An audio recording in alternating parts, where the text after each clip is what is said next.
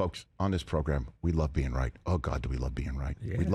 Well, the best thing is we love front-loading you with what turns into a story. That's it. I found it. We front-load you with what turns into a story and reality.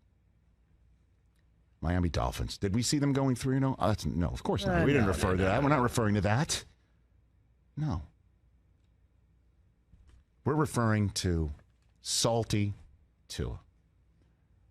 Tua Tagovailoa, right? When he's throwing a Tyreek Hill in practice, and they showed a video of it in practice, and the ball's fluttering, and Tyreek has to slow down to catch it. We're all like, oh, okay. All right, Dolphins social media account. You're trying to make something out of nothing. What we said. Oh, yeah.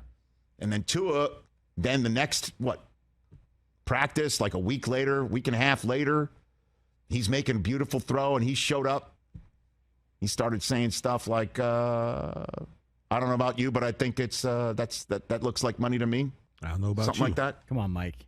He can't find that. I don't know about you, but that looks like He money to doesn't me. have it. I don't know He about you, but that looks like money. got too many things. But that's what he said. too many okay? moved up. That's what he said. Okay? And I said, that's the salty Tua I need to see. I need to see Tua showing up. I need to see him with this beard going, and I need to see him just saying it with his chest. Salty Tua. Take control. I don't know about you, but that looked like money. You found it. You prevented Salty Rich from appearing later on. There we go. Tyreek Hill this week. Apparently he's got some beef with Eli Apple, who he's going to see in Cincinnati on Thursday Night Football. And Tyreek Hill, after going to 3-0, had this to say after the game in Miami after beating the Bills. But yeah, we're looking forward to who we play.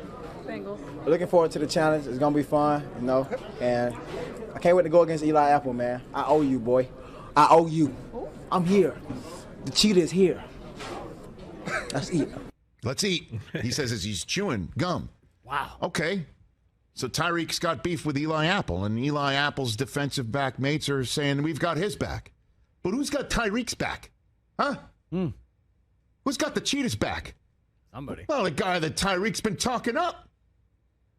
Do you think Tua Tagovailoa is going to go to the microphone and back Tyreek's play and say it with his chest and be salty while it's happening? That's not Tua.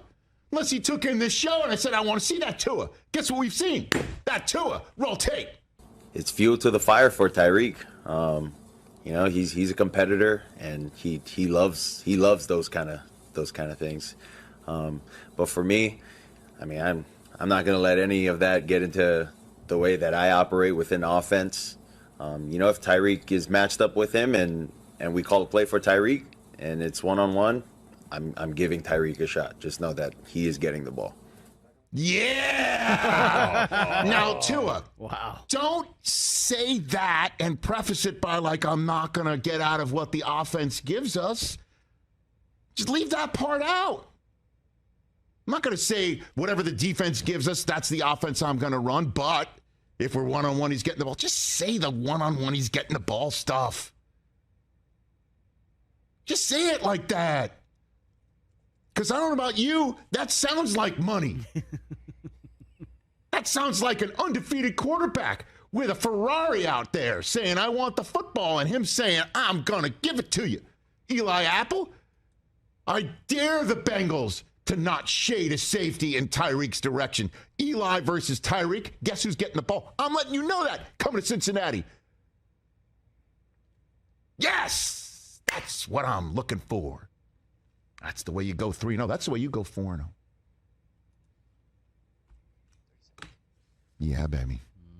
Front-loading the story, and then it happens. And it's happening right before our eyes. Salty Tua blossoming. More of that. More. Yes, please. This weekend, okay, the fact that you could sit here and say it was a horrible choice to win the AFC West, I am mea culping. I've been saying that the entire, for last 2 weeks, because I just want our friend Eric Stonestreet to stop texting me.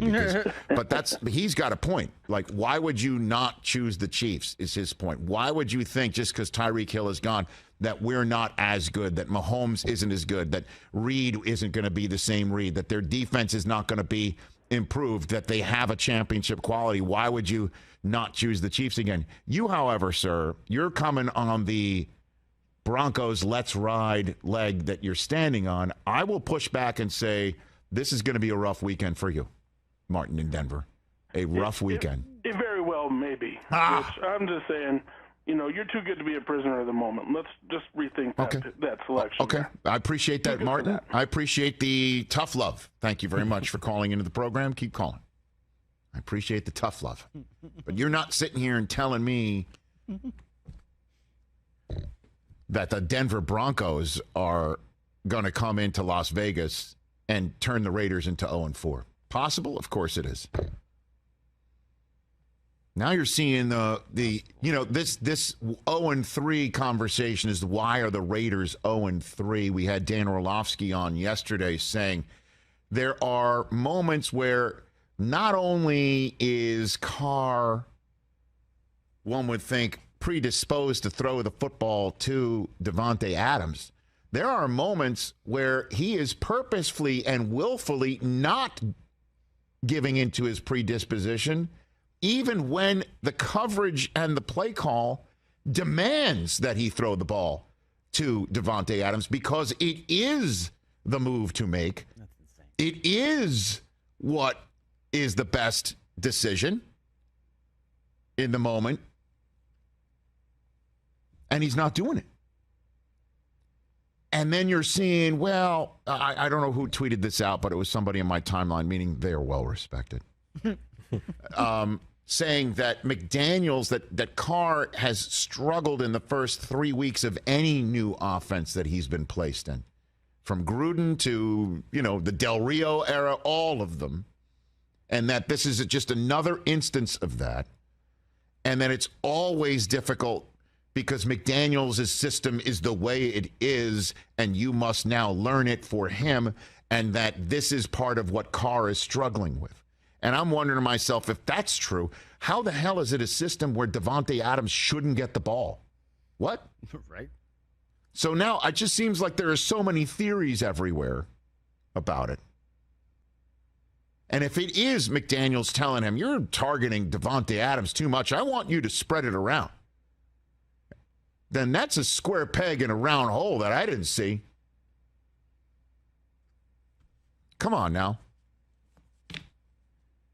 And Davante Adams has got to be sitting around saying, yeah, I've always wanted to play with my guy, and I've always wanted to be out here, and I love living out here, and I wanted to be closer to family, and I wanted family to be closer to me and all that stuff, but 0-3 is not what I'm used to. So I don't know what it is. And there are just moments where, ball goes off of Waller's hands.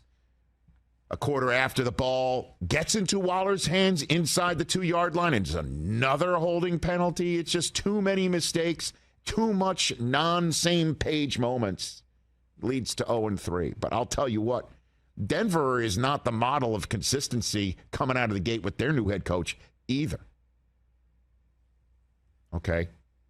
You got your $235 million quarterback getting clowned by Eli Manning on the Manning cast, which we didn't talk about yesterday, saying that maybe they should have given the $235 million to a punter. Eli. Okay, and the quarterback is currently more well known for